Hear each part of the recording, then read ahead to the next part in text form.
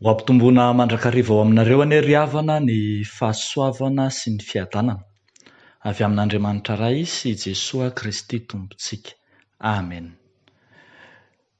Hivavaka isika.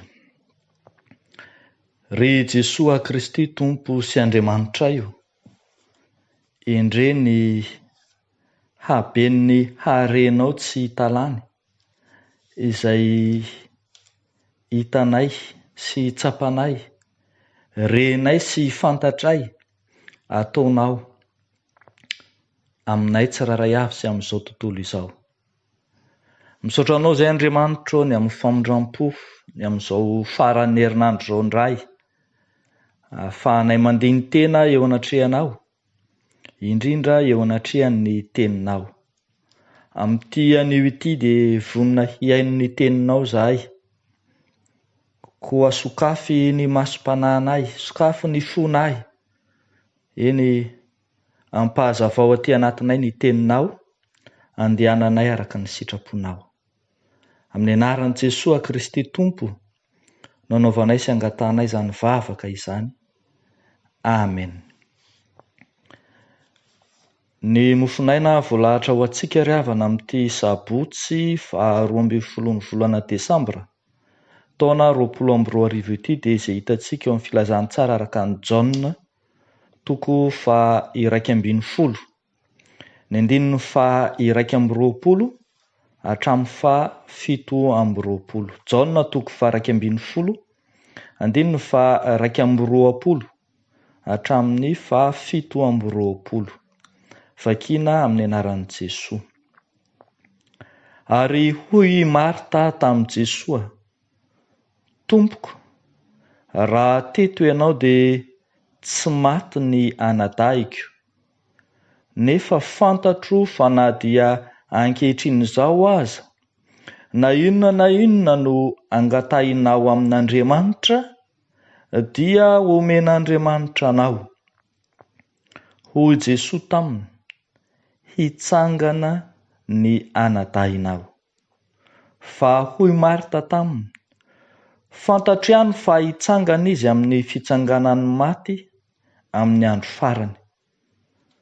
Hoy Jesosy taminy: izao no fananganana ny maty sy fiainana, izay mino ahy, na dia maty aza dia ho velona indray, ary izay rehetra velona ka mino ahy, dia tsy ho faty mandrakizay. Mino izany va ianao? Hoy izy taminy: eny Tompoko, mino aho fa ianao no Kristy zanak'Andriamanitra, ilay ho tonga amin'izao tontolo izao. Ray masonao, manamasinana amin'ny fahamarinana, ny teninao no fahamarinana. Amen. Ry havako malala ao amin'ny Tompo,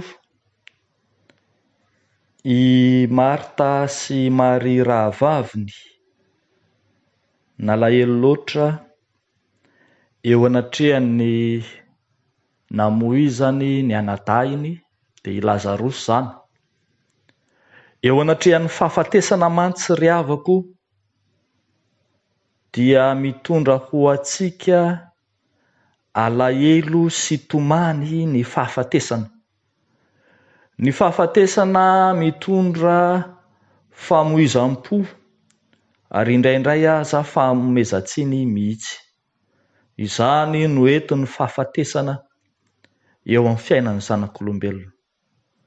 Fa rehefa tonga kosa ny fotoana ny fanena tamin'i Jesosy Kristy i Marta, dia niova ny fisainana, zary niteraka finoana ny fihaonana tamin'ny Jesosy. Raha alahelo sy tomany no entin'ny fahafatesana, finoana lehibe kosa no ateraky ny fihaonana amin'i Jesosy Kristy. Andehany ho tarafintsika eto amin'ity mofinaina ity, ny finoan'i Marta. Ny finoan'i Marta dia voalohany ahitantsika fa mino izy fa mahazo izay angatahany Jesosy. Mahazo izay angatahany Jesosy, izany hoe araka ny tenin'ny Marta dia hoe omen'Andriamanitra an' Jesosy izay rehetra angatahany.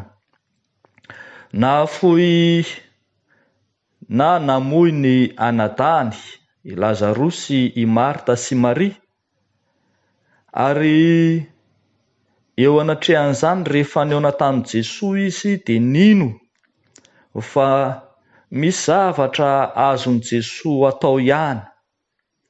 Efa fantatry Marta sy Maria mialoha mantsy Jesosy amin'ny manamany akaiky azy, fa mampahatsiaro antsika koa any amin'ny andinin'ny faharoa amin'izay efa lasa momba ny fifandraisan'i Jesosy sy ireo fianakaviana ireo.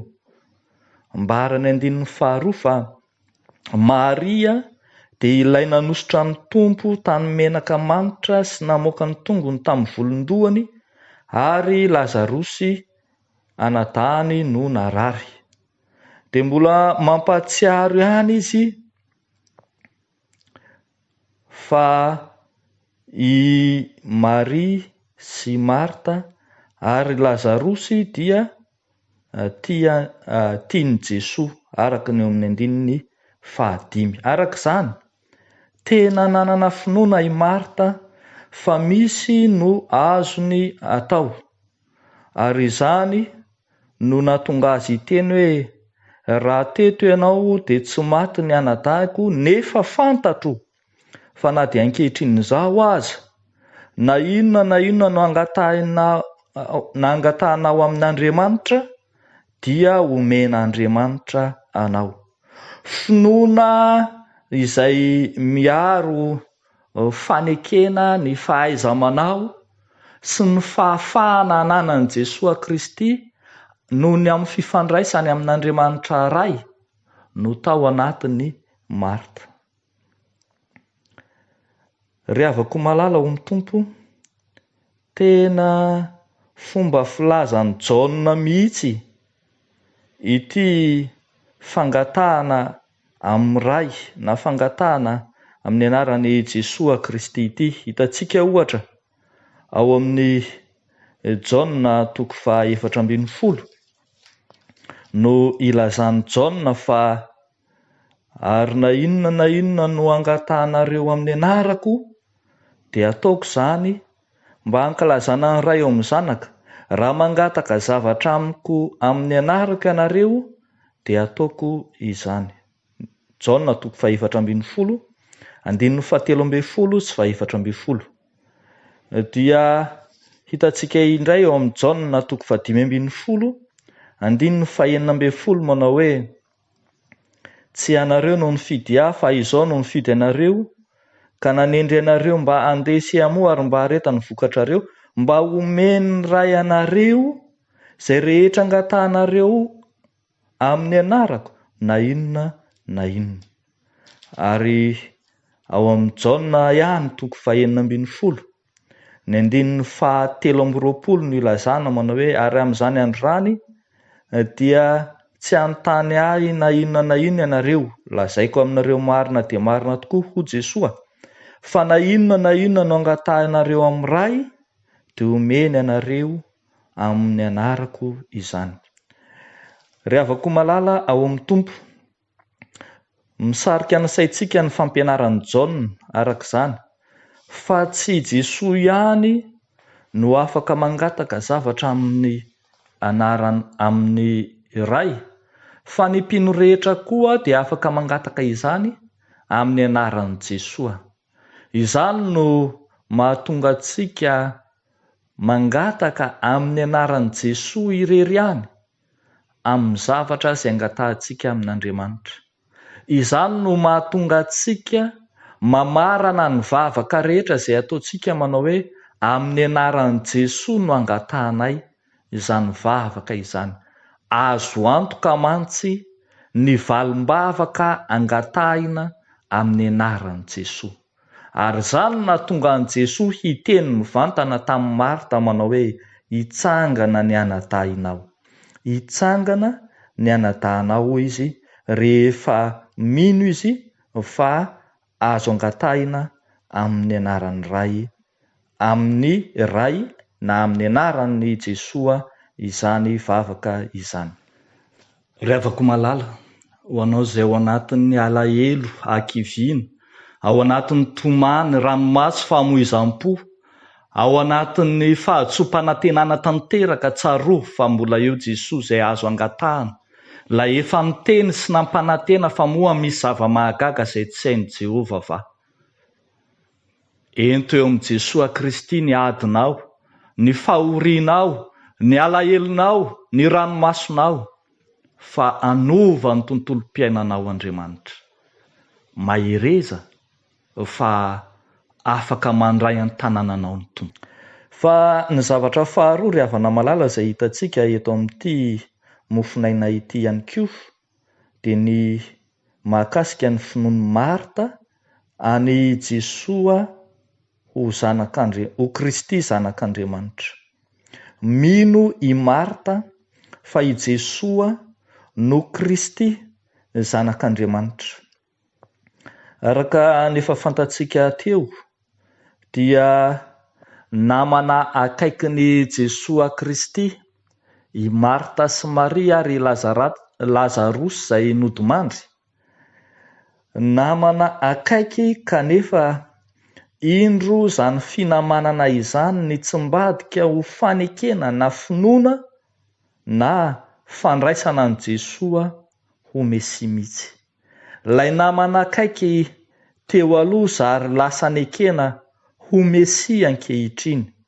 Zany ny fanambarana lehibe nataon'i Marta manao hoe mino aho fa ianao no Kristy zanak'Andriamanitra, lay ho tonga amin'izao tontolo izao. Ambara arak'izany fa manana ny fanalahidiny tsy fahafatesana ilay Jesosy Kristy tompon'ny aina, izay niteny hoe izao no fananganana ny maty sy fiainana, izay mino ahy na dia maty aza dia ho velona indray, ary izay rehetra velona ka mino ahy dia tsy ho faty mandrakizay. Manana ny fanalahidiny ny fahafatesana izy, ary izany no maha Kristy, izany no maha Andriamanitra azy. Dia tazantsika eto ary fa niova ny andalana sy tsikelikely ny finoany Marta.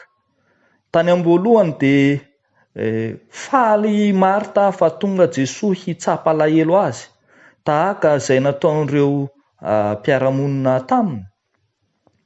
Fa niova tsikelikely izany ka noheveriny fa afaka mampionona azy Jesosy.